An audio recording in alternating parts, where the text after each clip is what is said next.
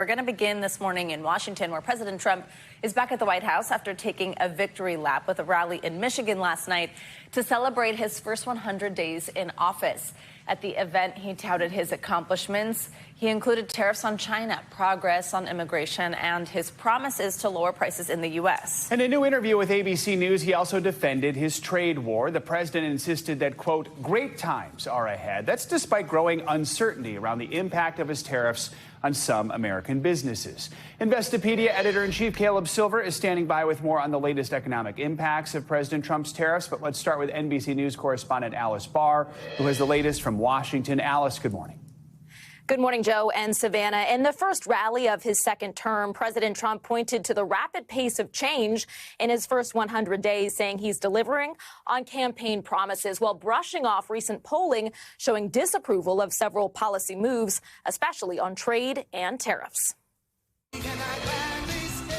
President Trump in Michigan celebrating his first 100 days in office with a rally recalling the several hundred days before. I missed the campaign. Leaning into campaign themes on immigration and the economy. Instead of putting China first, I'm putting Michigan first, and I'm putting America first. Even as he claimed a new message was part of his campaign while defending his tariffs and the economic uncertainty they've brought from Wall Street to Main Street, telling ABC News. I said all these things during my campaign. I said, you're going to have a transition period. In fact, the president's repeated promises to bring down prices immediately were a key campaign theme. When I win, I will immediately bring prices down starting on day one. Senate Democrats pushing back with marathon floor speeches late into the night. Donald Trump, you have failed us. He has the lowest approval rating of any president in 80 years. And while the president insists tariffs will restore American manufacturing and remake global trade, We're fixing it. his administration moved to soften the blow of tariffs on imported vehicles and auto parts that go into U.S. assembled cars, after U.S. automakers voiced concerns over the impact to their bottom line. President Trump also responding to concerns over due process in migrant deportations and a Supreme Court ruling mandating hearings, saying he would talk to his lawyers, but arguing it's not practical for the numbers he wants expelled. Do you think we can give 21 million trials? Let's say each trial takes 2 weeks. Is that what you want us to do? As the president keeps testing his powers in his first 100 days. Also on tariffs, President Trump called Amazon founder Jeff Bezos to voice his displeasure over a report that the massive online retailer was planning to display tariff-related cost hikes on imported items. Amazon quickly disputed the report, saying the move was never considered for its main site and would not happen. Savannah and Joe. All right, Alice, thank you. Let's talk more about the economy and these latest tariff developments with Investopedia editor-in-chief, our friend Caleb Silver. Caleb, good morning. We are keeping you busy these days, that's for sure. First off, help us understand what this potential is here with easing tariffs. We've heard so much of this back and forth, but especially when it comes to the auto industry, what could that mean more broadly for consumers? Yeah, it's a softening of the tariffs. Those 25% tariffs for all imports, those still go into effect May 3rd, but what they're trying to do is eliminate the stacking of tariffs, because we also have steel and aluminum tariffs coming. You need those to make cars. So what the administration is saying is, if you make them all in America by a certain date, we won't stack the tariffs on you. You won't have to pay the double tariff. If you've already paid or intend to pay some of the tariffs for production, they came up with a very weird trigonometry to give you some reimbursement if you're an automaker. The bottom line, though, for car buyers, for Americans thinking about buying cars, we thought cars were going to go maybe $5,000, $6,000 more in expenses just because of these tariffs. Now you're looking at a little bit more of a limited blow here, maybe $2,000 to $3,000 if those cars rely on a lot of foreign parts. Let's talk about what Alice mentioned with Amazon here, because initially we had this report that Amazon was going to put a tariff charge on Amazon Haul. And then, of course, we saw the White House respond very strongly to that. There was a conversation between President Trump and Jeff Bezos. What do you make of that? And should consumers get used to the fact that, yeah, at some point, some companies may actually list a tariff charge or surcharge on what they're charging the consumer? Yeah, it's already happening. Companies like Temu and Shein are already actually adding tariffs. You can see it when you go to purchase something, and Amazon was going to do an across-the-board tariff increase on a lot of the goods that it sells from its store to consumers. And the White House wanted them to itemize each tariff, and Bezos and Amazon saying, no way. But there's no way they can't add a tariff if they have to pay one, because those products are coming in from outside the U.S. Speaking of Amazon, my question on this one is is this a ripple effect? We're learning that UPS says that they're cutting 20,000 jobs and really kind of pinning it on a slowing down of orders from Amazon. Is that the type of thing we start to see in an environment like this? Yeah, you're going to see a domino effect. More companies that rely on Amazon or do a lot of shipping to consumers are going to have to either lay people off or slim down their operations just because the demand's not there. So what we're seeing is a decrease in demand destruction because of the threat of increased prices or the actual increase in prices where people are just buying less. If Amazon's going to be shipping less, that means less drivers that UPS needs, and we're going to see it through the other shippers as well. I think just trucking in general could be impacted as well, right? Yeah, people have already said we've been in a transport recession for a couple of years right now. Now you have a broken supply chain because either you can't get goods in or there are ships waiting out there to get unloaded. When you think about that and how that relays throughout the entire economy, we're going to see a lot more of this disruption impacting companies and impacting employees. We're going to get a jobs report on Friday. We'll probably start to see some of that. The Trump administration also said yesterday it was close to a trade deal with India. Talk about how important our trading relationship is with India. Well, we do about $84 billion worth of imports from India. They're big, but also we know that companies like Apple intend to move their manufacturing to India away from China to get away from those aggressive tariffs. But India is also talking about giving the United States what it calls most favored nation trading status. That's a pretty big deal when you think about a lot of the things we import from India. We're talking about electrical equipment. We're talking about pharmaceuticals, pearls. We're talking about seafood, frozen seafood, a lot of shrimp comes from there. Well, if they give us most favored nation status, then we know those tariffs are going to go down from India and we'll have more business with India. But it's not our biggest trading partner. It's in the top 10, but it's no Canada, no Mexico, no China. But we do know a lot of companies are moving operations there. This could easily become a better trading relationship with the United States and a bigger one going forward. Caleb Silver, thank you. The Supreme Court is set to hear arguments today in a case that could expand taxpayer funding for religious schools. Now, this case centers on St. Isidore of Seville Catholic Virtual School in Oklahoma. It was approved by the state as the nation's first religious virtual public charter school. Now, the Supreme Court will hear arguments on the constitutionality of this decision because by law, charter schools must be non-sectarian, which means it can't be involved with a specific religious group. Well, a ruling in favor of the school could open the door for others. Charter schools are privately run but publicly funded alternatives to traditional public schools. And ultimately, they serve 3.8 million students nationwide. For more on this, let's bring in NBC News senior Supreme Court reporter Lawrence Hurley and NBC News legal analyst Danny Ceballos. Good morning to both of you. Lawrence, let's start with you. Just walk us through how this case did make its way to the Supreme Court and what the justices are going to be asked to determine here. Sure. I mean, there's lots of interesting elements about this case, and one of them is that it actually pits Republicans in Oklahoma against each other. So after this state board approved the school, which is, a Republican-controlled board, it was actually the Attorney General of the state, Gentner Drummond, who's also a Republican, who immediately filed a legal challenge directly at the Oklahoma Supreme Court to say that this violates longstanding traditions in the state, including the fact that their public schools are secular. And his argument is that charter schools basically are public schools, right? So they are bound by the same rules as public schools, and that the long-standing tradition of the Establishment Clause, which prohibits government endorsement of religion, means that those schools have to be secular. Meanwhile, the school is arguing that the Free Exercise Clause of the First Amendment actually means that the state can't prohibit them from participating in a program, and they say they're not a public school, right? They're a private entity, and they should be allowed to participate. And in this case, the Oklahoma Supreme Court agreed with the Attorney General, and the school appealed, and so that sets the table for what the justices are going to be talking about today. Lawrence, you wrote in an article for NBCNews.com that really this case could change the long-time understanding of the First Amendment throughout the U.S. What do you mean by that? Yeah, so as I mentioned, you've got the Establishment Clause of the First Amendment is in sort of tension with the Free Exercise Clause of the First Amendment. And we've seen in recent years that religious conservatives, they have this view that the Establishment Clause, unlike what Thomas Jefferson famously said about the wall separating church and state, they don't think that's a strict wall. They don't really think it's a wall at all. And they have kind of strengthened and weaponized the Free Exercise Clause with the help of the Supreme Court to bring cases that allow for greater religious participation in sort of public life.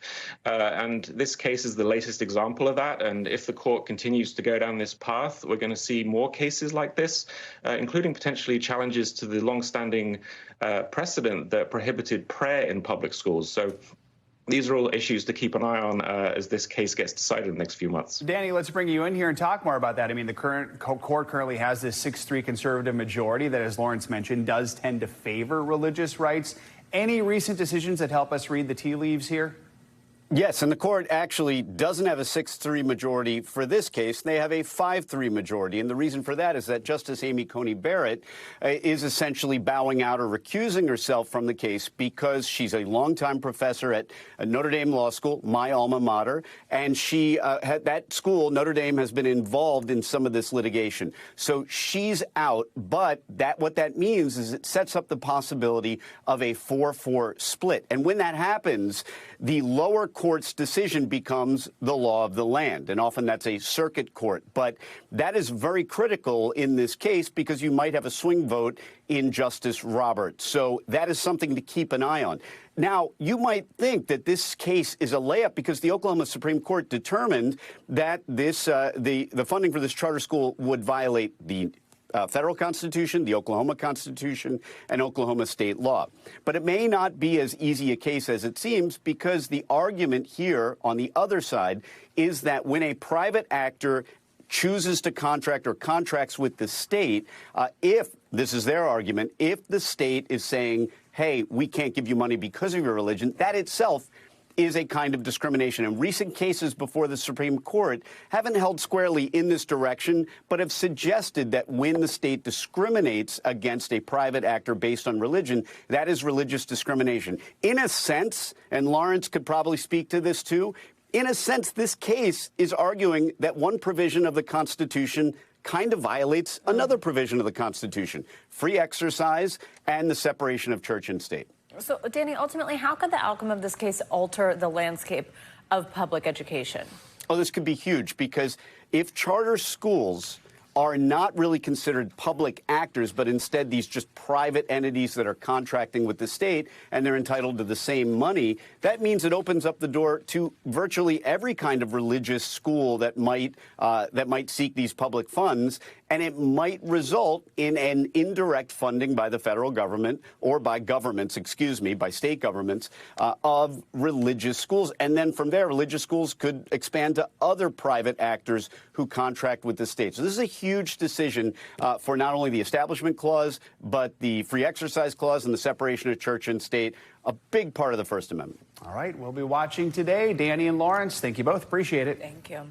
Well, now let's get to news that could be affecting you at home this morning. This severe weather system that has 8 million people from Texas to the Midwest under flood watches. The powerful storms are already responsible for spawning tornadoes and hailstorms in Missouri yesterday.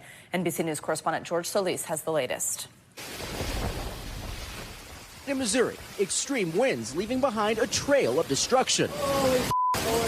In Potosi, the risk so severe, this elementary school had to evacuate 600 students to a storm shelter. I could not see probably 100 feet out my door over there when that storm came through.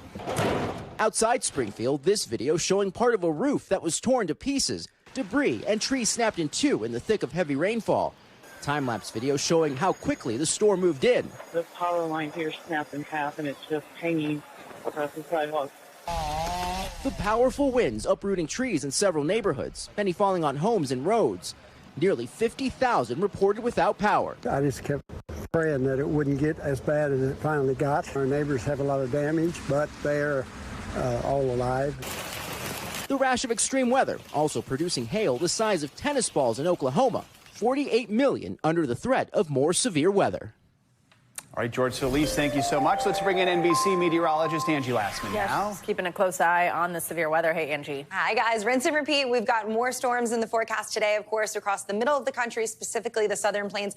And it's been kind of an active morning already. We've got a thunderstorm watch across parts of Oklahoma and Texas. That's going to last until 8 a.m. Central Time. So we've got a little while longer. And really, essentially, these thunderstorms are going to continue to be kind of robust through the morning hours, even into the afternoon hours. We'll see the potential for kind of a new round of some of those supercell cells to develop, specifically across parts of Texas. This is something that we'll watch into the evening hours today. Notice that enhanced risk centered across Dallas. We've got Abilene, Lubbock, stretching up to Fort Smith and Little Rock that will be in that slight risk. But even still, it's the tornadoes, the hail, and the potential for some strong gusty winds possible through at least tonight. As we look to where the greatest chance for some of those tornadoes, again, the Dallas, Tyler, Texarkana area is where we're watching for those large tornadoes to be possible, but pretty expansive area that we could see some of those thunderstorms becoming potentially severe today. By tomorrow, the front will work a little farther to the east. Now it'll extend from Texas to Michigan, and we'll see us become kind of unsettled across parts of the Great Lakes, the Ohio Valley, and stretching down to parts of the southern plains and the Gulf Coast.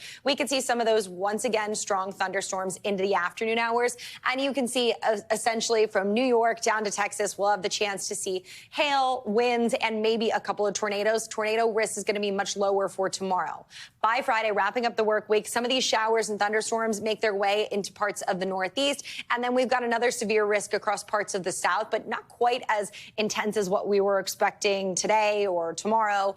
Essentially, Friday will be across parts of Texas and Oklahoma. Again, the hail, the wind gusts, and a very low tornado risk. The problem is we've got multiple kind of repeated rounds of heavy rain across that same region. So the flooding isn't going to be hard to find. We'll see already these flood alerts staying up until tomorrow morning at least. There's 9 million people included in those. You can see some flash flood warnings highlighted in the red there across parts of Arkansas, Texas, Oklahoma, even southwestern Missouri included in those. And these are going to last because essentially we've had way more rain than we usually get for this time of year. Specifically, the monthly average running about 2 to 3 times higher for the month of April across Texas all the way up into Ohio. So we're running way above average. That means that our river flooding is quite swollen. We've also got really saturated soil, and with more rain on the way, this is why we're concerned about that flash flooding. So we've got the previous rainfall across that area, and then we'll see slow-moving rounds of this heavy rain still lasting today, at least into tonight. But even by Friday, we could see isolated amounts up to 8 inches. I think the more widespread amounts from Texas to Ohio, maybe 2 to 3 inches. But still, guys, this is going to be problematic for folks that are going to be out and about. We've also got, kind of switching gears, an elevated fire risk. We've still got the fire burning in New Jersey, and we've still got those gusty winds, the really warm temperatures, and the low relative humidity. So heads up across this region: Boston, Bridgeport, New York, Allentown, Atlantic City, all cities that are included in this. And this is going to last through the day today because we essentially have all the ingredients there to see fires start and spread quickly. Part of that, I mentioned those warm temperatures. We've got another day of it. We're going to be well above normal across much of the east, essentially east of the Mississippi. Temperatures are into the 80s for a lot of folks, 85 in Paducah, Atlanta into the mid 80s, upper 80s for Richmond, Boston even running about 10 degrees above normal for this time of year, and more of the same for tomorrow. We're going to roll into the new month here with temperatures running warmer than normal. Dallas near 90 tomorrow. We've got 80s for Louisville, Pittsburgh, upper 60s in New York, so not quite as toasty as it's been the past couple of days. And even tomorrow, we'll see temperatures into those upper 60s. And then we kind of keep that mild, mostly nice forecast going right into the weekend for you guys. April showers bring May heat. May heat. Doesn't rhyme. May fires, May storms, yeah. Exactly. We'll work on that. Fire risk. Thanks, Angie. You got it. Well, this morning we're taking a look at a growing scheme targeting SNAP. That's a food benefit program for low-income families in the U.S. More than 42 million Americans rely on SNAP funds for their monthly groceries.